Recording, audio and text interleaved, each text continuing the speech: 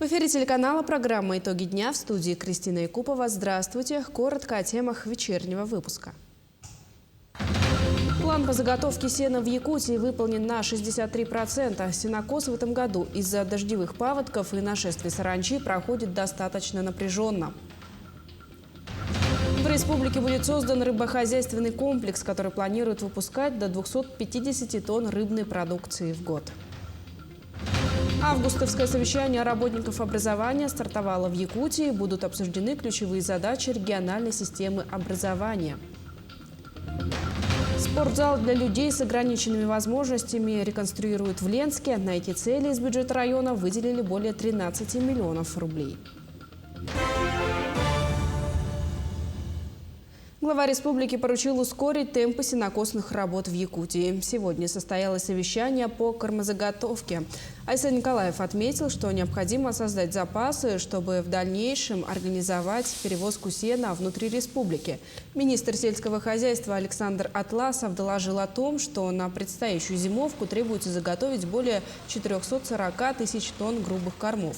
По состоянию на 22 августа скошено более 265 тысяч гектаров сенокосных угодий. Заготовлено более 269 тысяч тонн сена, что составляет 61%. Также почти 9 тысяч тонн силоса и 800 тонн сенажа. Вследствие паводка сложная сенокосная кампания проходит в Верхоянском, Кобяйском, Горном и Чурапчинском районах. Спасатели Якутии эвакуировали один из фрагментов ракеты-носителя. Он обнаружен в Кобяйском районе в труднодоступной местности.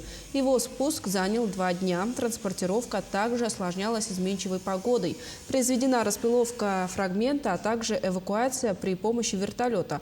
Продолжается поиск остальных фрагментов. Обязательный масочный режим не планируют вводить в Якутии. Глава республики Айсан Николаев в ходе передачи «Прямой разговор» заявил, что в регионе не планируется введение строгих ограничений из-за коронавируса. Он отметил, что Якутск по случаям заболевания коронавирусом выходит на пиковые показатели.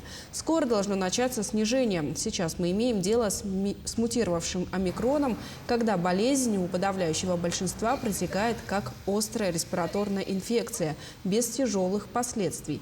Поэтому вводить повальный масочный режим необходимости нет. При этом каждая организация может самостоятельно объявить масочный режим на своих объектах. Теперь на прилавках якутских магазинов можно будет увидеть местную форель. На сегодняшний день предприятие «Ленская рыба» – единственный сельхозпроизводитель, занимающийся разведением рыбы на территории Якутска. Как развивается предприятие в условиях санкционного давления, в материале Саргаланы Неустроевой.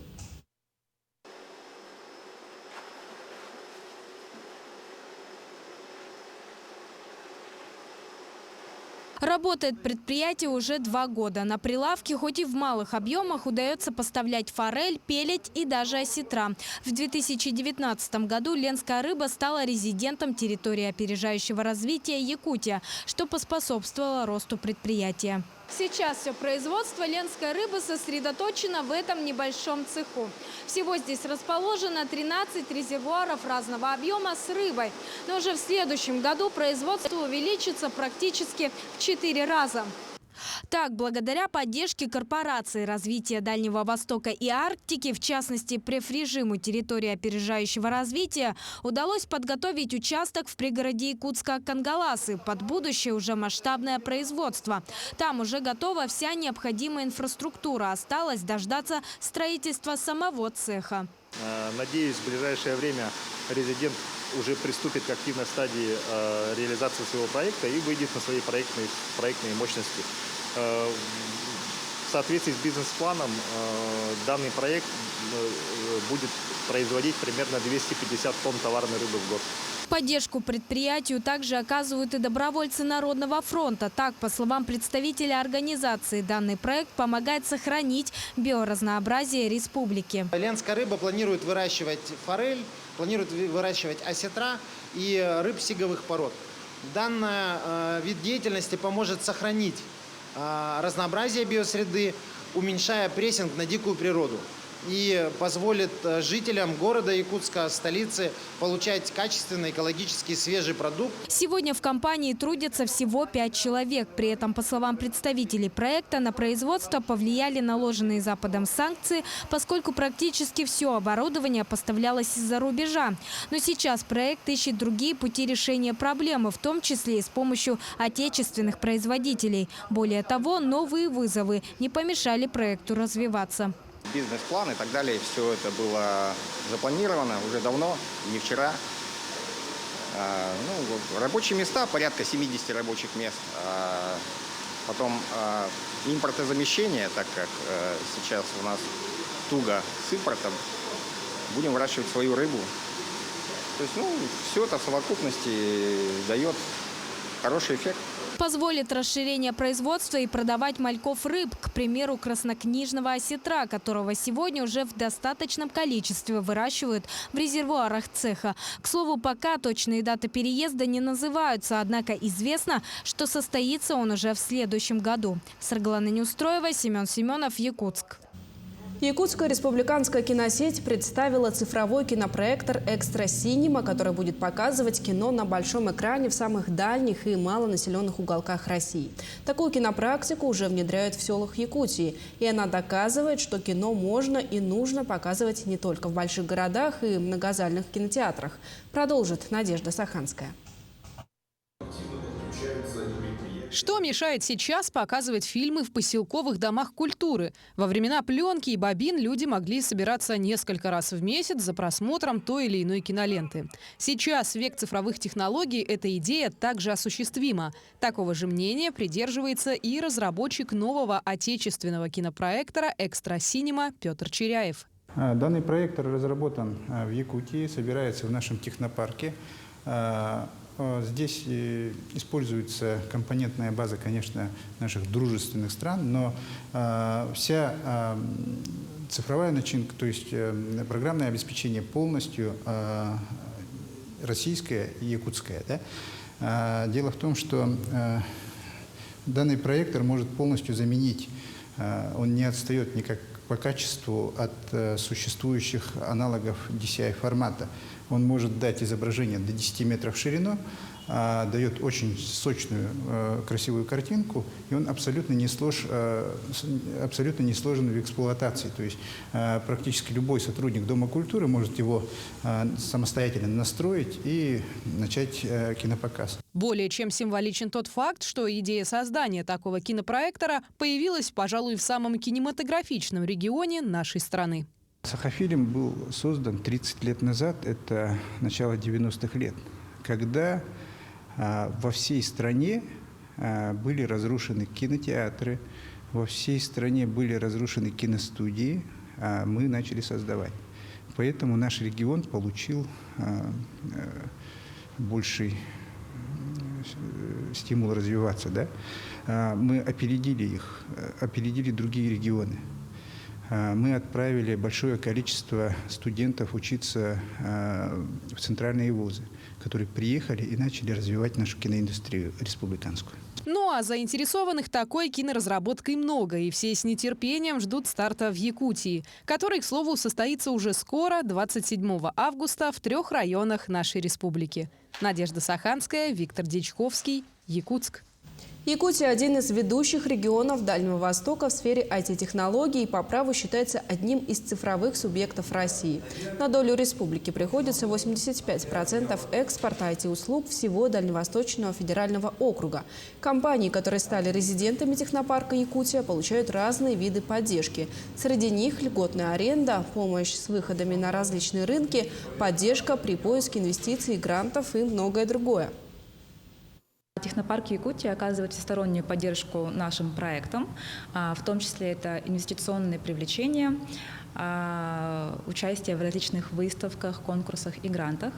Также мы являемся региональным оператором фонда Сколково и помогаем продвигать наши проекты, в том числе и через них. Также, наверное, одним из основных мер поддержки является предоставление льготной аренды офисов, производственных помещений и биолабораторий. столице Якутии проходит августовское совещание работников образования, в рамках которого обсуждаются актуальные вопросы развития и совершенствования системы начального и общего образования республики. Лидия Гасанбалаева с подробностями. Одной из главных тем августовского совещания работников образования стала программа реализации ФГОС третьего поколения.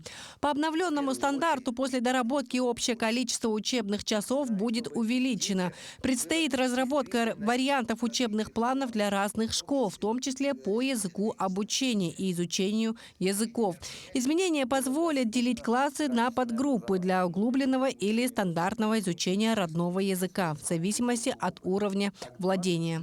Также вводится с 5 по 9 класс новый предмет. Основы духовно-нравственной культуры народов Российской Федерации. Это абсолютно новый предмет, который будет расширять, конечно, в целом сферу речевой деятельности в том числе. Да? И, конечно, то, что сегодня будет дальше внедряться, это новый механизм возрождения продленных групп и советники директоров, которые это новые ставки будут за счет федерального финансирования. В преддверии учебного года все образовательные учреждения сейчас проходят процедуру приемки. До конца этой недели планируют создать все школы. На сегодняшний день сданы уже 98% школ.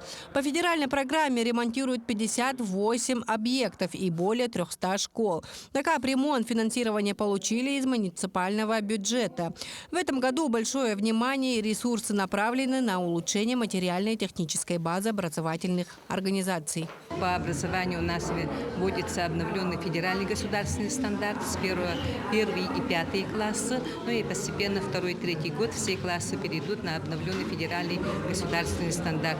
Для этого мы подготовили всех учителей. Учителя прошли обучение, составили рабочие календарные планы, поэтому мы сегодня готовы.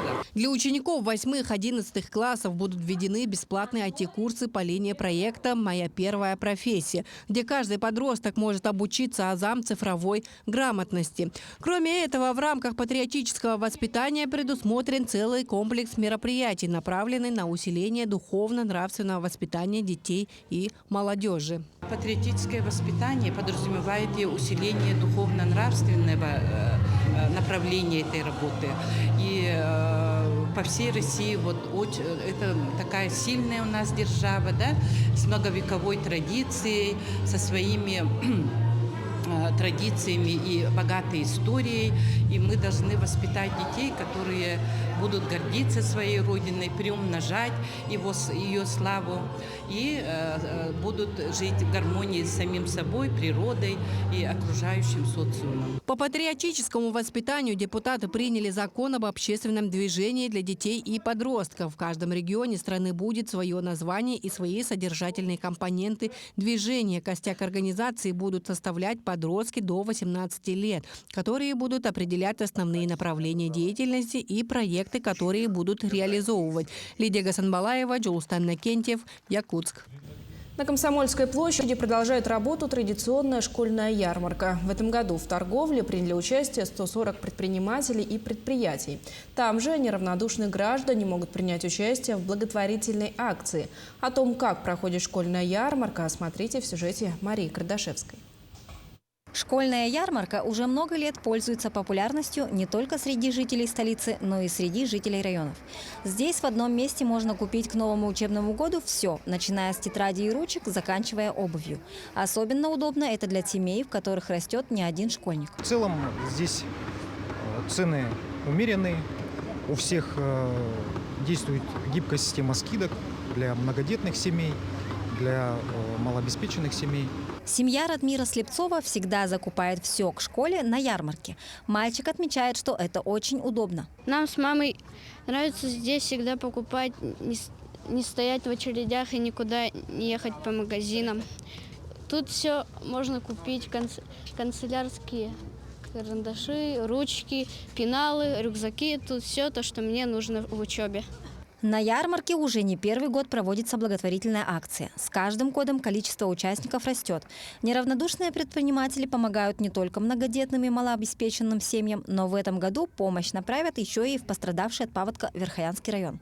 Им будут предоставлены ранцы полностью с канцелярским наполнением, также одежда и обувь для посещения занятий. Мы всегда помогаем именно адресно тем семьям, которые именно нуждаются. Особенно мы внимание направляем отцам-одиночкам, которые воспитывают сами детей. Я считаю, мы занимаемся очень хорошим делом, то, что это самая основа основ, чтобы наша республика стала еще сильнее, чтобы в нашей Якутии жили успешные люди, и чтобы и наша Якутия процветала.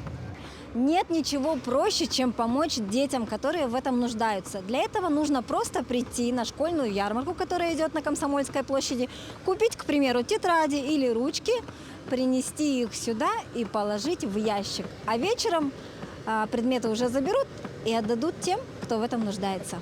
Ярмарка продолжит работу до 5 сентября. Мария Кардашевская, Георгий Григорьев, Якутск. Собственники многоквартирных домов номер 14 и 16 по проспекту Ленина бьют тревогу. Вот уже на протяжении 10 лет они требуют закрыть точки общепита в их доме. В каких условиях действительно проживают люди и с какими проблемами они пытаются бороться, узнала Светлана Амосова. Это просто невозможно уже. Это можно сойти с ума. Галина Иванова живет в этом доме около 30 лет. И за все эти годы она не сталкивалась с такими проблемами. Несколько лет назад прямо под ее окнами открылось заведение быстрого питания. По ее словам, голод установленных предприятием холодильных агрегатов стоит и днем, и ночью. Но это же невозможно. Это же невозможно. Это так тарахтит. Это вот просто уже не знаешь. Я даже взяла один раз подушку, вот так наложила и думаю, как-нибудь может уснуть. Бесполезно. Вибрация вот такая вот. В такой же ситуации находятся и соседи. Возле квартиры Надежды Ивановны со стороны двора владельцы общепита установили вытяжную систему. Как утверждает пенсионерка, из-за бесперебойной работы техники вибрации доходят до спальных комнат и не дают покоя женщине. Я говорю, да вы что, прямо вот под моим окном? Тогда они чуть-чуть спустили ниже. Все равно он гудит, день и ночь гудит уже. А со стороны проспекта там тоже стоит будка, и тоже под моим окном. Уже 5 лет я живу как в аду, в настоящем аду, потому что очень сильный шум. И сегодня, например, они мне дали возможность заснуть только 4:30 утра. Также во дворе дома стоит рыбный цех.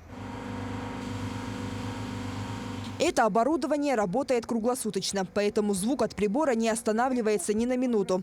Помимо этого, на весь многоквартирный дом есть лишь один канализационный рукав, к которому подсоединены несколько предприятий. Из-за слива масла он постоянно забивается, и каждую неделю собственникам приходится вызывать аварийку. Постоянно бежит канализация, уже сваи в труху. Бургер Хит, такое впечатление, что решил просто выжать все соки из дома, а потом резко, спокойно просто переедет в другое место, а нас оставит в аварийном доме. Здание в 2017 году признали аварийным, но, как говорят жители, расселять их пока не собираются. На 5 заведений и 32 квартиры всего несколько квадратных метров. Жильцы возмущены тем, что невозможно заехать и припарковаться и без того в маленький двор. Здесь постоянно заставлено машинами сотрудников и посетителей, а проезд бывает и вовсе перекрыт большими фурами продукции для рыбного цеха. С 2012 года собственники обращаются в различные инстанции, но безрезультатно. Роспотребнадзор ответил, что значит... Да, нарушения есть, пришли, замерили, завышение уровня шумов. И, значит, виновникам предписание просто предупреждение. Даже не закрывают, даже не штрафуют. Вот так пальчиком, ай-яй-яй, какие вы нехорошие. В 101 раз мы вам об этом говорим. А жильцы тут пусть хоть сдохнут. Специалисты из управления Госстройжилнадзора составили акт и направили заявление в прокуратуру о согласовании проверки. В том случае, если прокуратура посчитает, что имеется непосредственная угроза жизни, здоровью этих жильцов, они нам согласуют проведение проверки. После этого наши инспекторы выйдут на проверку и будут устанавливать факты. Если нарушения подтвердятся, то мы примем соответствующие меры, составим протокол об административном правонарушении, выдадим предписание об устранении нарушений, ну и штраф, соответственно, будет. Обращаю ваше внимание, что решение вопроса о привлечении к административной ответственности за нарушение санитарно-эпидемиологических требований к эксплуатации жилых помещений относится к исключительной компетенции Роспотребнадзора. В Роспотребнадзоре комментарии давать отказались, но сообщили, что работы ведутся. Жильцы многоквартирного дома требуют закрытия заведения, ведь все нарушения санитарно-защитной зоны и правил проживания создают невыносимые условия, ухудшающие благополучие и здоровье людей. Светлана Амосова, Джулус Накентьев, Якутск. В Ленске у людей с ограниченными возможностями появится свой собственный спортзал в центре города. Такой подарок от районной администрации был неожиданным и приятным для общества инвалидов. Ведь в их рядах свыше 700 человек, почти 150 из которых дети. А всего в Ленском районе 2500 людей с ограниченными возможностями, для которых занятия спортом – это не только первоочередная польза для здоровья, но и общение. За ходом работ по реконструкции здания следила Анна Кожевникова. Центр адаптивной физкультуры появится в Ленске. Сегодня идут масштабные работы по реконструкции здания на улице Якутской. Оно будет предназначено исключительно для общества инвалидов. Здесь будут проходить как регулярные занятия, так и спортивные соревнования. А со спортом люди с ограниченными возможностями на «ты». Большинство любит принимать участие в соревнованиях, которые регулярно организует общество инвалидов. Но сегодня их вынуждены проводить в муниципальных спортзалах, как и занятия по адаптивной физкультуре. В данное время у нас есть тренер по адаптивной физкультуре на базе спорткомитета. Он в данное время работает в спортивном зале «Олимп». Как здание будет сдано, надеемся, что данный работник берется уже работать в новом здании и будет рассматриваться вопрос уже о выделении штатных единиц. По срокам спортзал планируют сдать до конца года, но подрядчик обещает управиться раньше, к октябрю. Сейчас полным ходом идут ремонтные работы по кровле и фасаду. Уже приступили к внутренней отделке. Также будет проведен ремонт системы теплоснабжения и водоотведения. Всего из районной казны на реконструкцию здания по улице Якутской затрачено свыше 13 миллионов рублей. Такому подарку люди с ограниченными возможностями, безусловно, рады. Очень рады. Мы благодарны вообще администрации Ленского района, благодарны очень за предоставление нам офиса нового. Вот.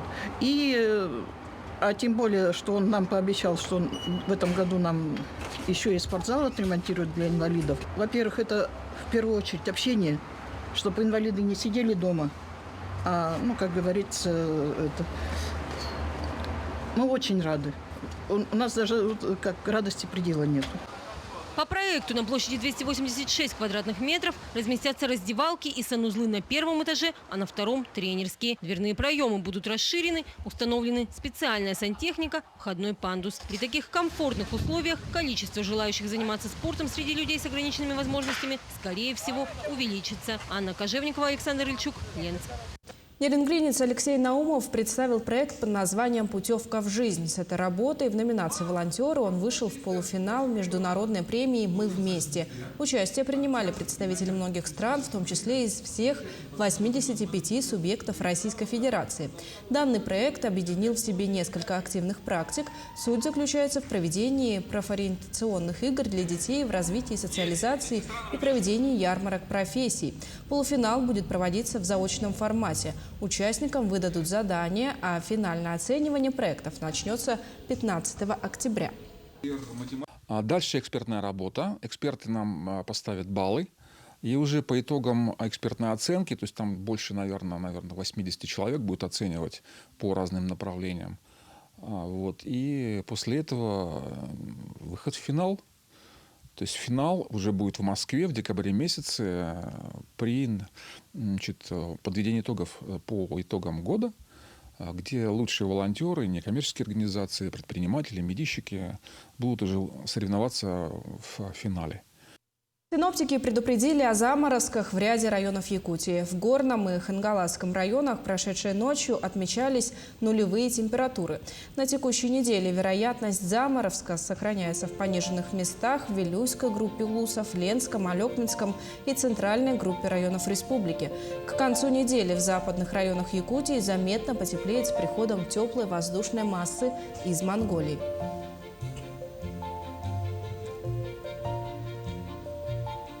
На этом все. Мы продолжаем следить за развитием событий. Оставайтесь на нашем телеканале.